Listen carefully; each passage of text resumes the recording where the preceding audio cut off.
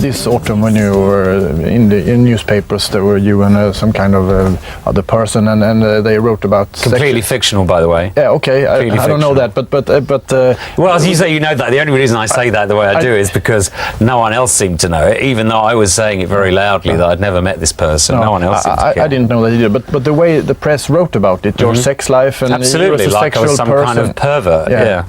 I mean, I think the way they will not allow me to be what I am, which is a successful, happy 43-year-old gay man that should be a role model to any gay person, to show that you know, your ability is more important than your sexuality. But you must have been devastated when.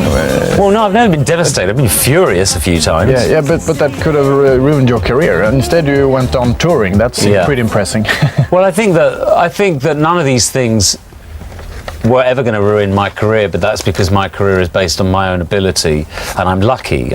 I do what enough people like what I do that I can survive these kind of media attacks. But I don't think that some of quite simply put, I don't think some of these media attacks should be legally available.